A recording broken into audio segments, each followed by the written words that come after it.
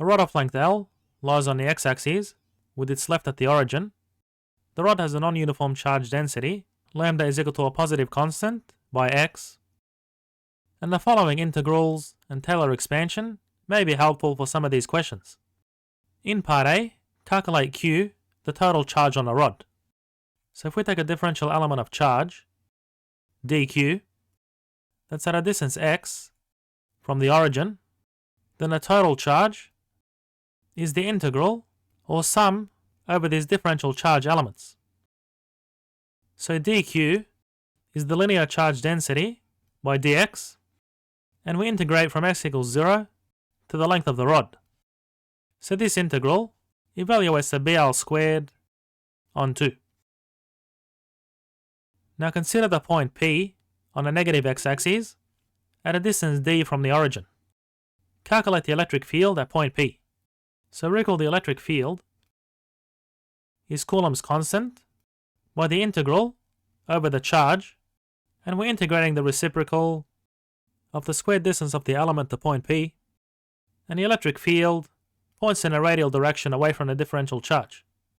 So what we have is K by the integral of the differential charge, which is lambda dx, and the squared distance of the charge element to point P is x plus d squared. And because it's a positively charged rod, the electric field points in a negative x direction. And we integrate from x equals 0 to x equals L, being the length of the rod. And now if we take the constants outside the integral, we have minus kb by the integral from x equals 0 to L, and the integrand is x on x plus d squared,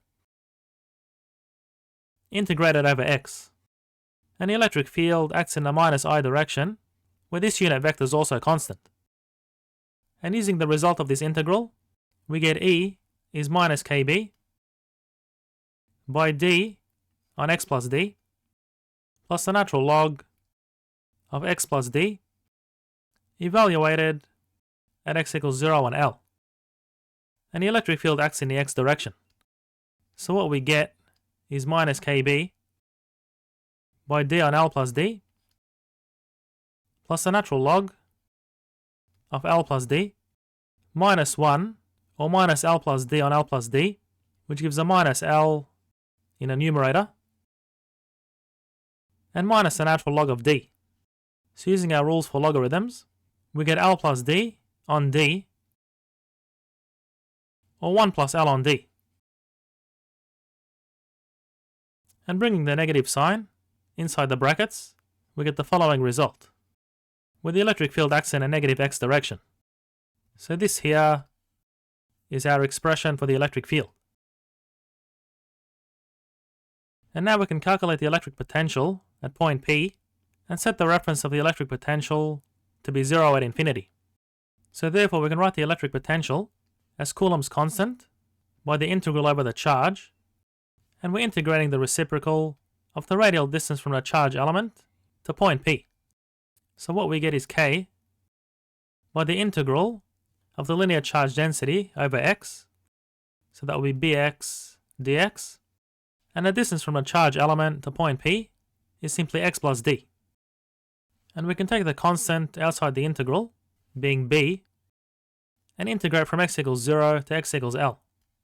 So if we use this identity, we have the electric potential is kb on x minus d by the natural log of x plus d, evaluated at x equals 0 and L. Now let's remove these, and we can write this as kb by L minus d by the natural log of L plus d, and minus 0 plus d by the natural log of d. So using the rules for logarithms, we get L plus d on d, which is the same thing as 1 plus L on d. And now let's move on to part D and copy our result for the electric field. Calculate the electric field at the limit where d is much larger than L. So if we multiply the numerator and denominator of this first term by the reciprocal of d, we get L on D on 1 plus L on D. And the first term is a geometric series, so it's of the form x on 1 minus negative x. So the constant of the geometric series is x, and the ratio is minus x, where x is L on D. So we have KB by x minus x squared, and so on. And the Taylor series expansion of the natural log term is minus x minus minus or plus 1/2 of x squared, and so on. So the first order terms cancel, and for D much larger than L, we take the next higher term, being the second order term. So we get the electric field is approximately minus KB by L squared on 2D squared in the I direction.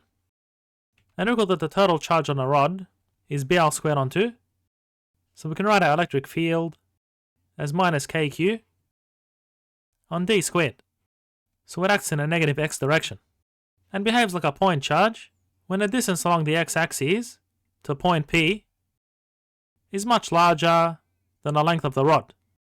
And now we can move on to the next part, noting that this expression is what we derived for the electric potential.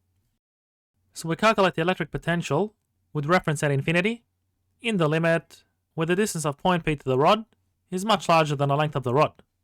So again, using our Taylor series expansion, we have V is KB by L minus D by the natural log of 1 plus L on D. So that would be L on D minus 1/2 by L on D squared, and so on, including the higher order terms. So D by L on D is L, so these terms cancel, and we're left with V is approximately KB by L squared D on 2D squared. So we get D in the denominator, and BL squared on 2 is the total charge on a rod, as we derived from part A. So what we get is KQ on D, being the electric potential at point P, where the distance to the rod is much larger than its length. So again, it behaves like a point charge.